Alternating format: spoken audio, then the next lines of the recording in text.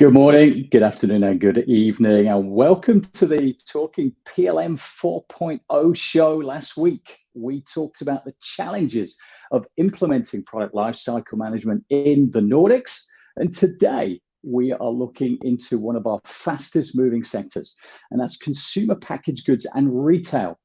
So with one of the most experienced product lifecycle experts in the sector, we have with us today. It's a huge sector for us because today we want to dive into food and beverage, health and beauty, retail, and packaging across a number of these areas, dive into what PLM 4.0 is doing in there and what's really driving those industries and those changes right now. So let me tell you a little bit more about who we have on the show with us today. He spent 25 years as an advocate of digital product transformation and innovative strategies using product lifecycle management tools and applications to accelerate these. It's his passion through and through. During that time, he's helped great startups improve large enterprise operations, manage sales and delivery. He's architected, he's built, and he's introduced applications to the market and made some great friends in doing it. So welcome to Brion Carroll. Ready, set, go.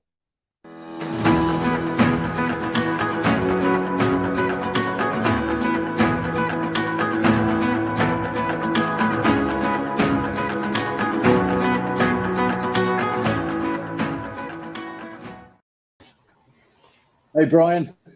Thank you. Thank you for that very prestigious career reviewing dialogue that you did, Andrew. Thank you very much.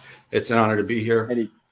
Any time, and just keep the money flowing. No problem at all. Yeah, right. Always a pleasure. How's things on the East Coast? Your East Coast, yeah. Yeah. So I mean, it's beautiful. We have like summer, then winter, then second summer, then fall-ish, then summer comes back again. So in New England, we always talk about the weather, and in California, you always talk about the traffic. So we always talk about the weather here. And that's we talk about lack of water as well these days as well, I must admit. Goodness, yes. So, right. Yeah, I don't remember the last time we saw a drop of rain for a little while, unless you're up in the mountains. Right. There you right. go. There you go. It is definitely an agile place. All righty, so let's get this moving. So I'm super excited for today's show. There's really no better sector to be involved in with us getting closer to the consumer. Excited to start working with you in this sector, I've got to say. Over the coming months. I know you and I have got some exciting things to be doing in CPGR. So everyone, today, we're going to dive into food and beverage, going to touch on what's driving that, health and beauty, retail and packaging. We're going there one at a time, 4 sections to cover. So everyone, please feel free to jump in with your thoughts, with your questions. Put it into the chat. It's just to the right. Hopefully you can do that. Or if you're on YouTube, it's just down the bottom. We'll do our best as we go through to pick up on those questions and those thoughts and to respond to those. And if we don't get a chance during the show, we'll come back to those into the feed a little bit later on. So, Brion, let's start with food and beverage. What are the top 2 fourth industrial revolution impacts you're seeing in the food and beverage sector, and why? Oh, it's a good question. And, first off, let me start by saying that I never in a million years would think that I would be here talking with you, Andrew, and the viewers about PLM or retail, fashion, apparel, ever. I mean, I got my career started in the Army, right? I went in when the internet wasn't even a thing, really. Most people were plugging in their phones into a jack. And my purpose was to stay alive. That was just don't die, Brian. You're going here and just don't die, right? And then obviously a lot of people may or may not know that my father was getting creative in this industry, and he asked me to come onto a new company that he was starting up with a gentleman named Mark Silvestri. And I think employee number 3 in that company, or 4. Which we would be one of the largest providers in the 90s and early 2000 for PLM, right? and built solutions with them for retail and apparel and footwear. So it's just an honor to be here. But again, I would have never imagined where I'd be today talking with you. No, it's great, and what you've been through. I mean, even the '90s. I mean, I was in that ERP wave at the time, and the millennial bug, and all that kind of anticlimax. But PLM was really just starting out, and I think nobody really understood its importance at that stage because we were all trying to save some money, make some money. We're all up in that ERP stuff. But I think the bottom line is you've been a driving force behind making product centric. And I know we talk about customer centricity, but let's be honest, you haven't got a good product, you have not got too many customers. So no, it's good. Great to have you on the show. Really, really good. Yeah. An honor. Thank you. I mean, obviously you can see. Oh, go ahead. Yeah, I was going to say, let's jump into those top two that we're looking for in food and beverage. What do you think are the big drivers? What's the demand change, and what's really driving that? Please tell us. Well, I mean, obviously you can tell I am a connoisseur of food and beverage. If I stand to the side, you can see in my facial, food and beverage are good. Eat them and drink them. You're chiseling. You're just fine tuning the package. I get it. That's right. But, I think we as consumers have become very critical and particular about what we drink and what we eat. There's a major shift, a paradigm in everything that you look at, things becoming more organic but as product companies, we sit there and we used to go through this long, drawn out sensory evaluation, right? The product development team would get with the sensory scientists, and there would be, and I'm not kidding, they're in a workflow when we started coming up with workflow driven processes rather than just managing data. We had workflows that would be, I kid you not, 50 tasks. Some of them would be in a continual loop and get into this and failing. You had to get the reports. You had to develop all this stuff. So what that created was a very long lead time from when the test groups came in, right? The consumer groups came in and filled out and tasted and did all this stuff, right? Smell, that's the sensory, right? That's what they care about. Does it taste good? Does it smell good? Does it feel good? Does it look good, right? These are all sensory variables. So the faster that we can iron that out and get it into the product development catalog is better, right? So that is a big one. When we look at knowing our customer, knowing what the customer in their personal life is doing, IoT is doing a great job at doing that, right? I'll be sitting there, I'll be walking in a store, and all of a sudden the latest whatever comes up. Hey, you can get a discount on yodels. I'm like, okay, man, I was going to buy them anyways, right? So it's like, how do you know that? I don't know. Right. So the better we can get at that, it's one of the top two, right? Is faster time to get the product developed, more interactive and responding to market demands. Right. Got it. So just getting closer to your customer, understanding that, what are they looking for? What do they want, etc. So how is the product lifecycle management layer, the application layer, the manufacturing layer starting to deliver to those more personalized, sensory, insightful demands that you're talking about? Okay. So we look at the first one, is the customer trends, right? How do we as product companies say this is a big one, right? We know that everyone's going to be drinking seltzer beers because they like the seltzer ones that now we're just going to put a little alcohol in it and call it Bagangi, and we're all free, right? So how do we get there faster? And how is PLM doing it? PLM, as you may know, I mentioned IoT, and what that is Internet of Things, is really reaching beyond the product company and ingesting all of this information. There used to be a wealth of reports that product development teams, R&D teams, and sensory scientists used to look at to get, we're going to focus on that item right there.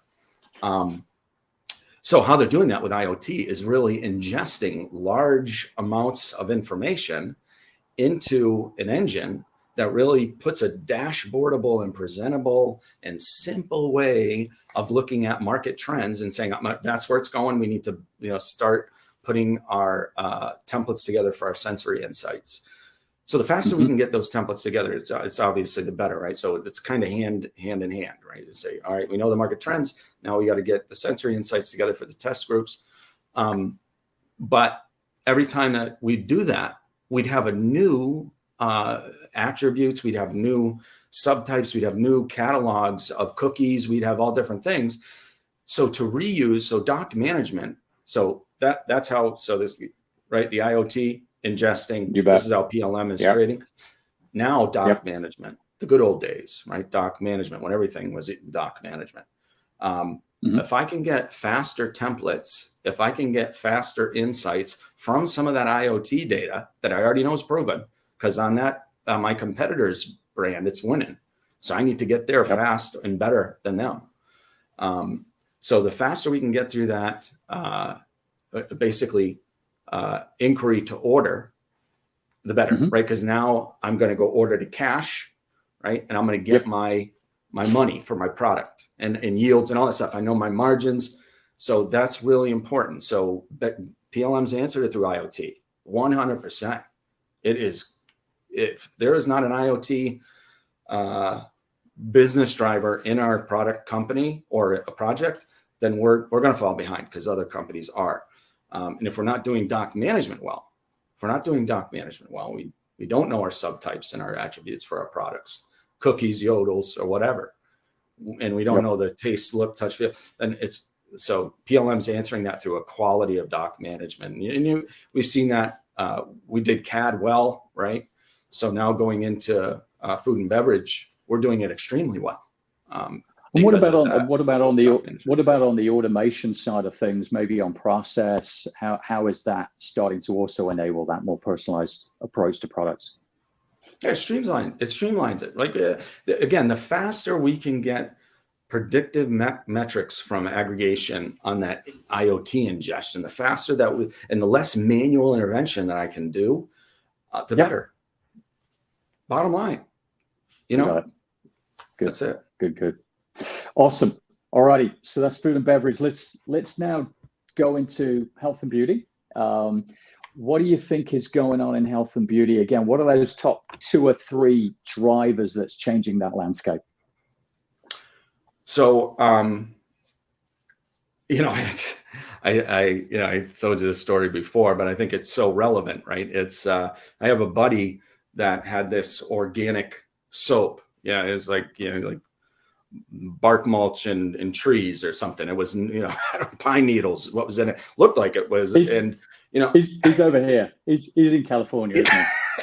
Yeah. People in New England are pouring detergent on their body. They do not care. We like the 4-in-1. It's shampoo, conditioner, body wash, and toothpaste. That's what we like, right? Yeah, all in one. All in one.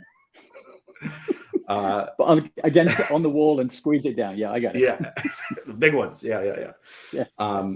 So he showed me this, and I'm like, why would you buy this? This is sap. You try to get this off your body.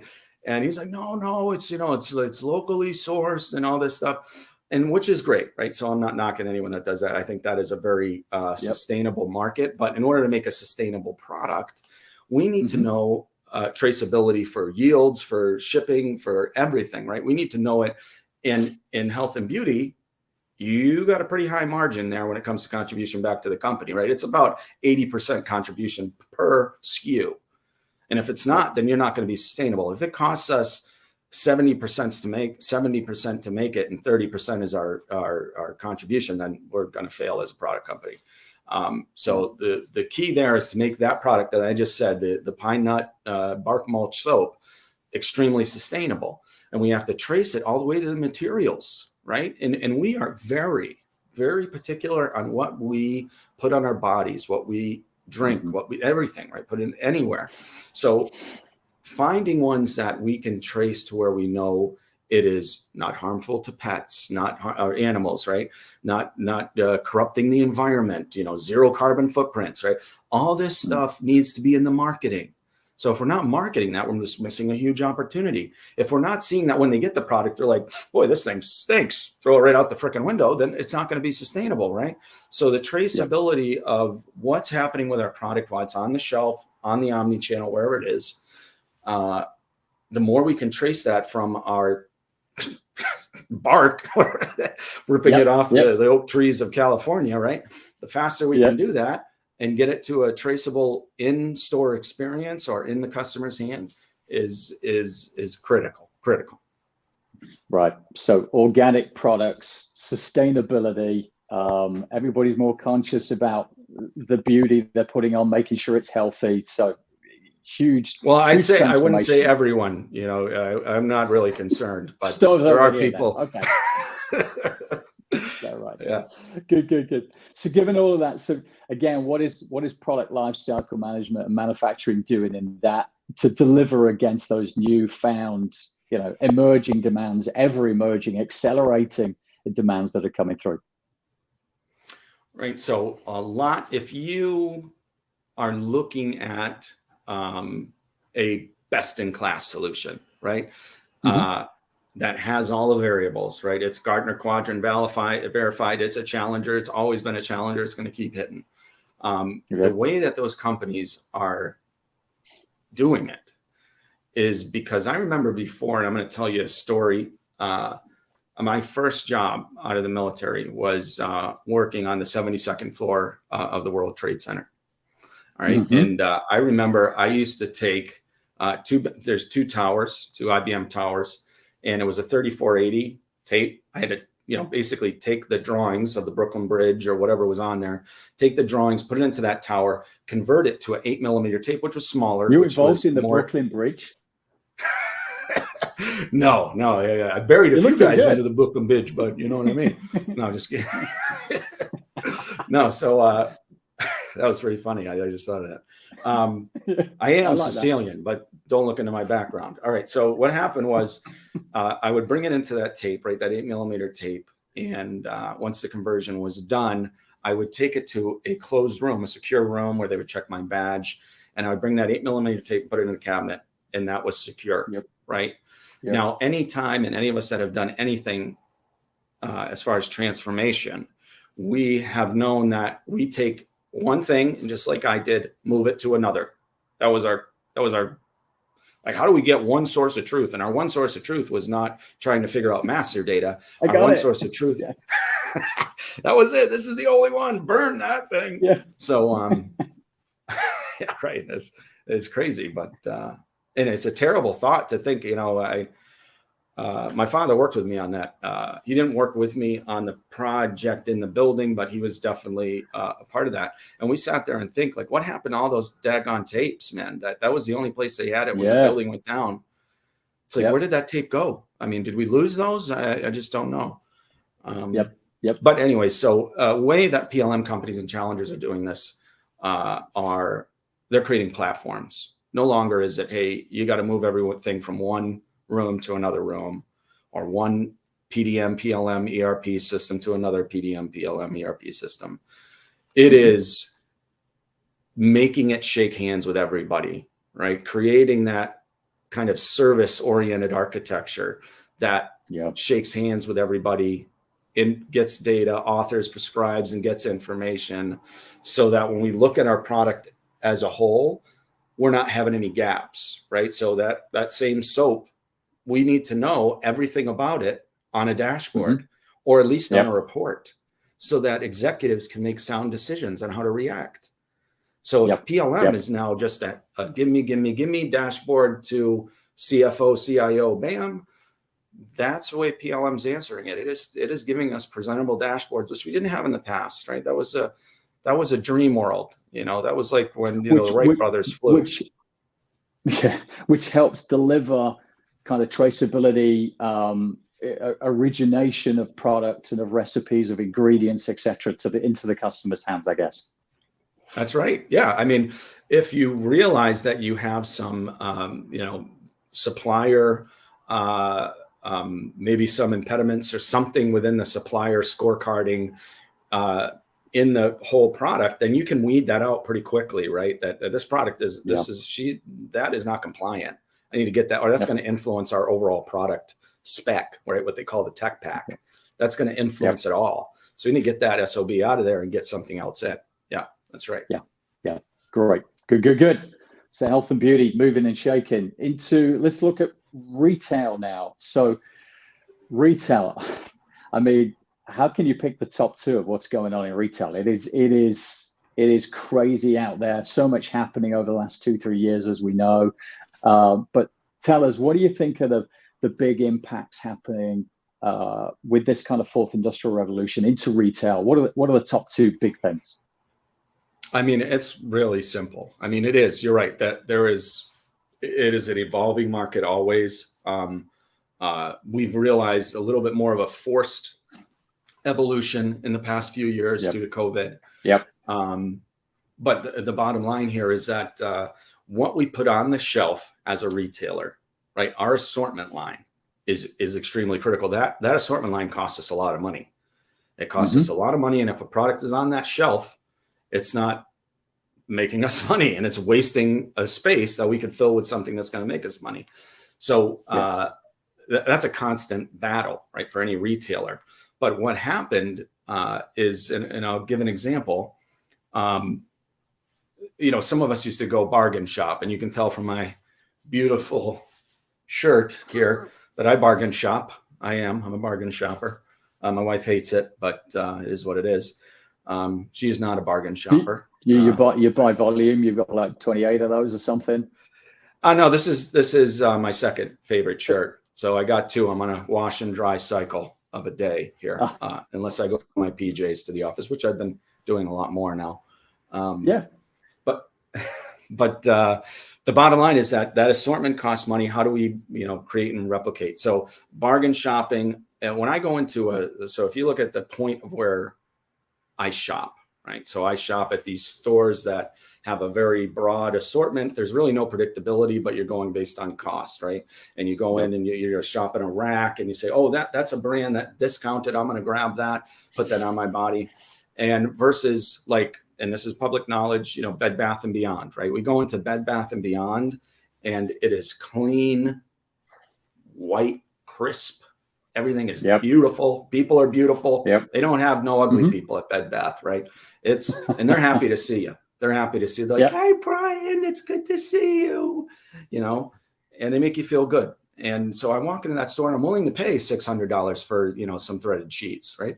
And but what happened due to COVID was their operational model had to change. Had to.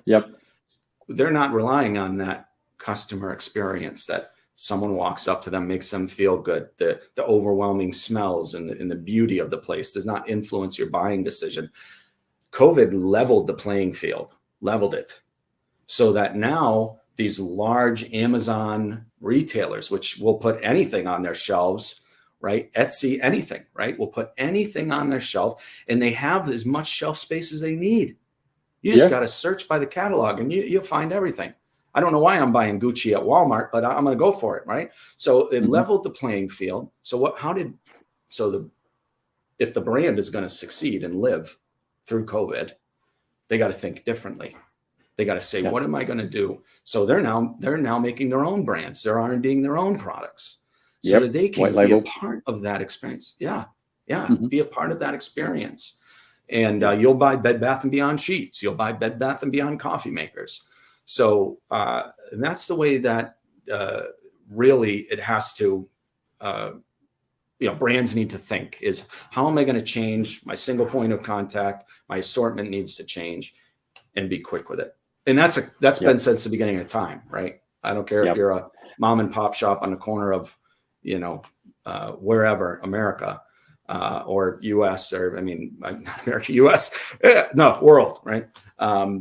Wherever you are, like, you got to make sure your products are selling on your shelf.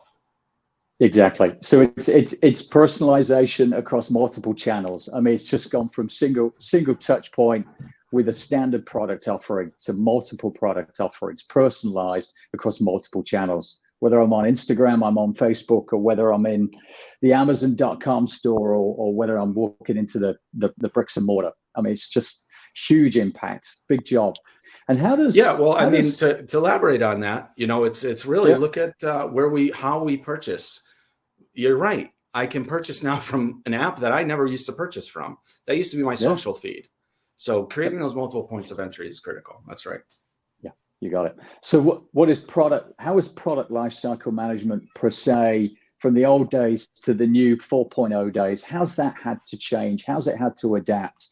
What kind of functional changes are you seeing in PLM and manufacturing to adapt to that? Yeah, so it is, again, a very continuous, transcending, communicative ecosystem. Point of sale is not so divorced from point of sale is in this little box and I scan the card on there, right? And we get your card. Yeah.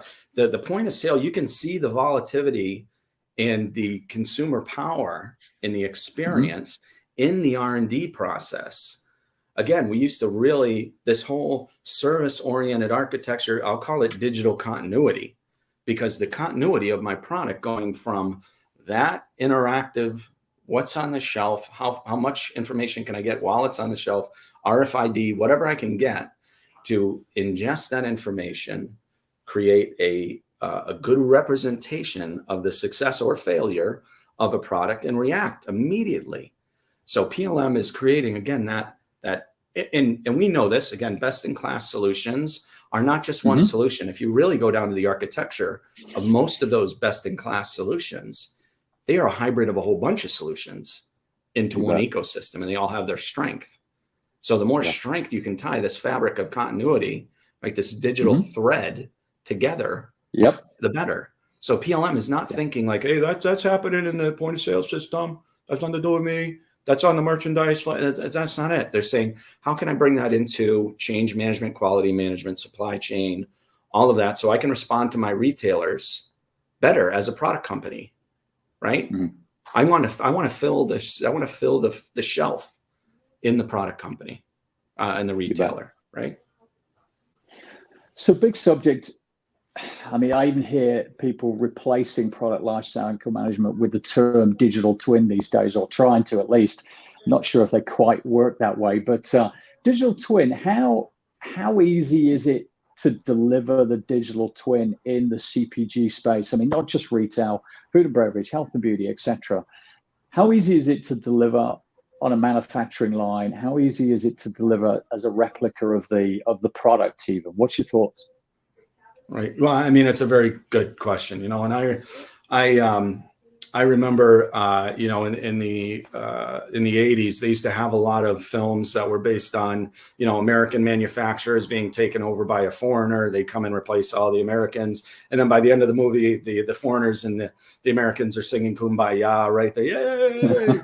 And it was a happy ending, right? Well, now, right, we don't care about the manufacturing people anymore, right? They're replaced with robots. And as long as I get my product better quality and cheaper, replace anybody on that whole process that you want. So us as a consumer have become a little bit selfish, right? We're trying to get to that point to where it's my pocket. I want to make sure that what's in my pocket is meeting the quality of product. So anything you can do to improve that for me, you got my vote, right? And so manufacturing, when you look at digital twin, we now, and this is not all cases, but to where there are robots actually fulfilling the product unit effectivity, right? Based on the line. Or the line itself has machines that build and automate some of that process. So the faster, I wouldn't say the faster, but the more comprehensive the digital twin of that product can be on the shop floor. Now, whether I'm ingesting that information through a tablet, through sensors, right? I have my sensor. I'm walking the shop floor. Oh, I see that we're running low on this material here at the shop, and we got a big order fulfillment coming through for that product. Well, I need to go and source that material right now because I'm going to run out. So the farther up the chain I can go to the actual SKU and get its raw material number, then I can order it, right? And then be quicker or get the spec right in front of me, right? My work instructions, everything is right in front of me. It's more integrated. Then the faster that we can respond and make sure we don't have downtime, which is bad in manufacturing, very bad. If no one knew that, it's very bad for downtime. So digital twin helps in that way. And that's one of many, many, many use cases to where digital twin becomes relevant. Got it. And how easy do you find, or do you see implementing a digital twin onto the actual product, not just the manufacturing line? Yeah, so digital twin really is fairy dust, I'll call it, right? It's not on the periodical scale, right? It's just kind of, it hasn't settled yet, right? So when we look at things like that, we need to say, oh, okay, someone from product to that's why in some of our products that we make, we can have 3 weeks of an inquiry to an order, or we could have 97 weeks, right? Because everything's coming to us in different formats and everything's coming to us in different ways. And we have different reports and syndication we need to do and right? So digital twin is making that conformed more into a cohesive, standard and regulated process. Not let the R&D and the scientists and the engineers just walk around the campus, inspire me, or, whatever it is, right? We want to harness our ability to be proactive and responsive in the digital twin or in that process. And that is digital twin, right? The faster I can get from an inquiry to an order, that's digital twin, right? And then digital thread goes order to cash, right? So that is how the, again, industry is evolving today. These are not futuristic conversations. This is very important to any product company, retail. I don't care. It's extremely valuable. Yep, got it. Good. Okay, let's touch on retail. We've got a few more 4.0 subject matters to cover, but let's jump into packaging. Packaging, it's all encompassing. It's across the sectors we've all mentioned. What do you think is going on in packaging? What's the real kind of earth moving stuff that's happening today? Yeah, I mean, it's kind of like the soap analogy before, right? And there's a very mindful ingredient and formula build that we're looking at as a consumer, but also as a product company to give us an advantage. I'm locally sourced, right? I am, I'm vegan, whatever it is, right? So I can say my product. You're when vegan? You see me on the web page, I just say, I didn't see you as vegan. No. Yeah. You know how I'm not a vegan, Andrew? You know how, because I didn't tell you about it as soon as we started this live stream. Oh yeah. Yeah, that's how you know. They tell you right immediately. So no, but at the end of the day, it is the ingredients that we put into our recipes is extremely important. We need to, and it marries with the label, right?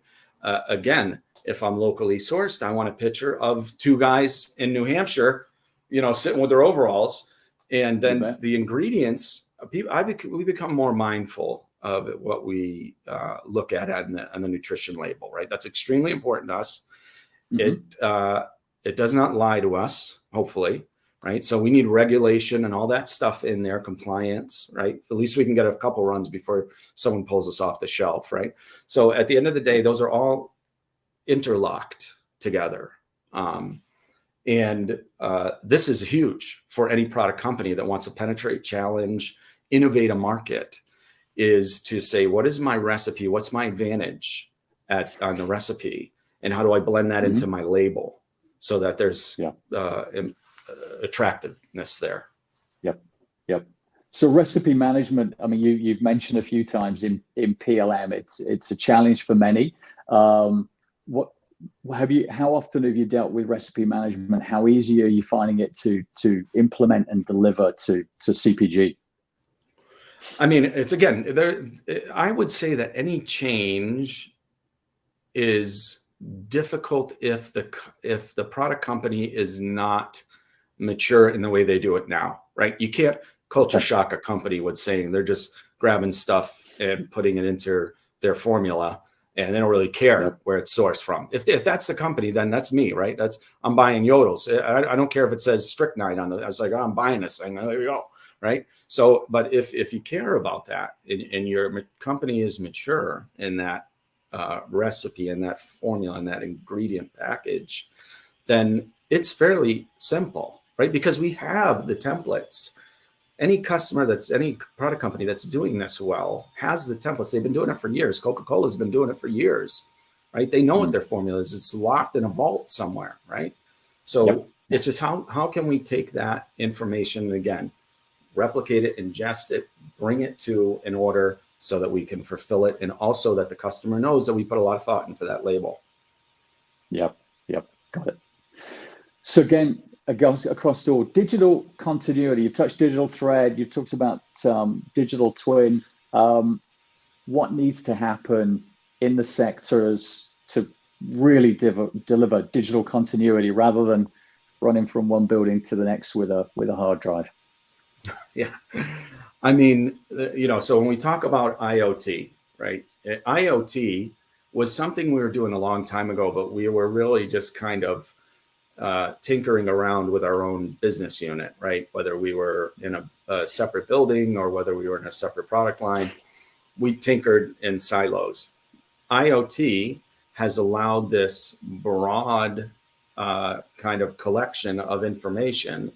And that's at its core. So when you talk about master data management and IoT, they kind of go hand in hand. And what we need to look at for continuity is, do I define well enough? And then that's the key, right? We get to 100%. We don't want 80%. Digital twin. I say that, and we've been doing that since, whatever. And I ain't going to say when, but, we've been doing it. And it's a digital twin. Yeah, it's like, Arnold Schwarzenegger and Danny DeVito, for crying out loud. Remember that movie, The Twins? That was the twins we were banging out. I'll get it. And then the other guy just, no. So that's the twins. This doesn't look like what I put on that CAD drawing. Just screw it, put it on the thing. We didn't care. But we're doing it better now. Our percentages are much more higher in that department. So the major I would say factor for success in digital continuity is defining the product master, right? And then it's variant, right? We need to be firm on the variant, even though it's subclasses and colorways and yada, yada, yada. But the item master, the product master needs to be rock solid to get that continuity. Because if you have gaps on that tree. Yeah, and what's the next level of PLM that actually will improve the quality of that data?